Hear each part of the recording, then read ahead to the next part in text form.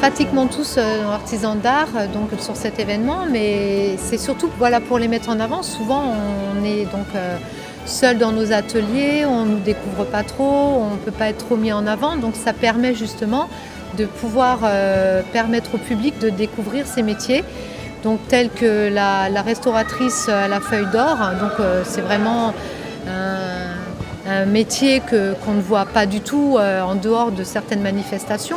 Quel est le programme de ces journées ? Alors pour cette année, c'est démonstration et donc exposition des œuvres. Chacun amène ses œuvres les plus belles. Hein, et il y a aussi un petit peu de vente.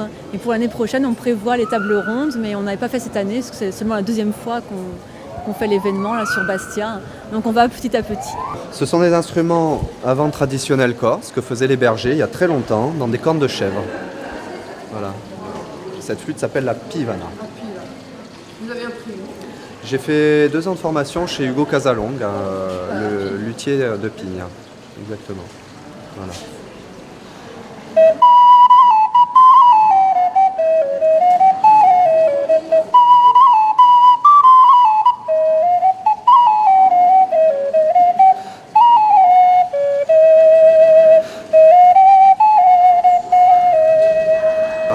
J'ai commencé avec les instruments traditionnels corses et puis après, en rencontrant d'autres artisans et en voyageant, j'ai appris à fabriquer d'autres instruments, comme la flûte style nord-amérindienne, la flûte native.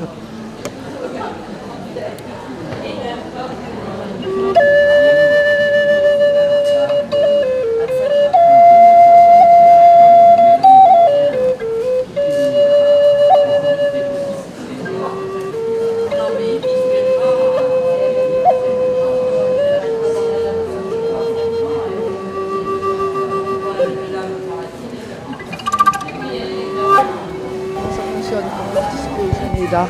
Alors ils peuvent éventuellement, donc via notre site à toutes les deux internet ou par la Chambre des métiers, prendre contact et après effectivement on fait une sélection. On essaye surtout de ne pas prendre toujours les mêmes personnes d'une année à l'autre pour justement donner de la visibilité à tout le monde. Hein.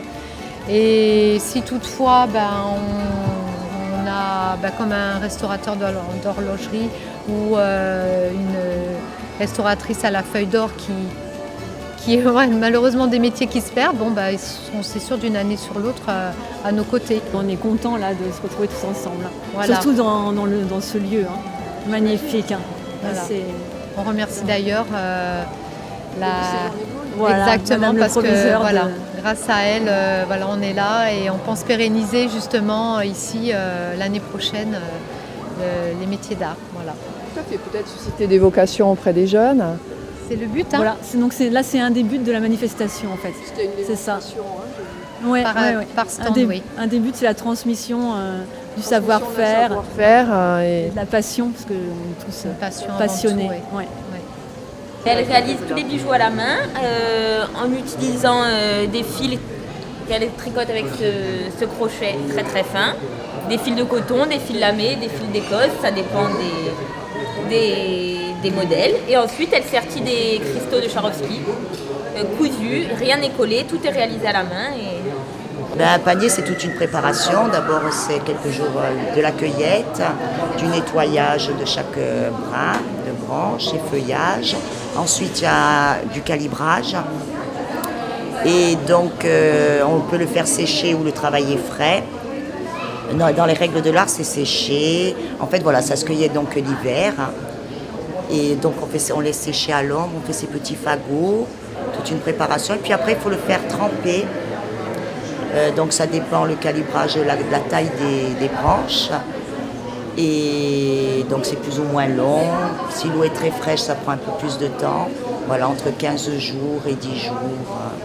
Et après, il faut se mettre au travail, vite monter le panier. Je suis maître verrier vitrailliste. Mais dans mon atelier, j'ai la chance de pouvoir travailler plusieurs techniques. C'est-à-dire que je travaille le vitrail, donc le vitrail traditionnel au plomb et le vitrail dit technique Tiffany. Je travaille aussi ce qu'on appelle le verre fusionné ou le fusing en termes anglais. Après, il y a une autre phase qui est donc, ce qu'on appelle le thermoformage qui permet de donner une forme au verre déjà fusionnés. Et puis ensuite, je m'amuse aussi à faire ce qu'on appelle donc la mosaïque, mais c'est de la mosaïque de verre. Et à la différence de la mosaïque traditionnelle, c'est qu'on a la transparence qu'on n'a pas avec de la mosaïque traditionnelle. Donc c'est là le plus, parce qu'on peut très bien le mettre dans une fenêtre ou avoir donc la possibilité d'utiliser la lumière existante. Et là, c'est magique. Bon, bah là, on ne voit pas très bien, mais si on le met à la lumière du jour, eh bien, vous avez toutes les couleurs du verre qui apparaissent. C'est comme un vitrail, c'est magique.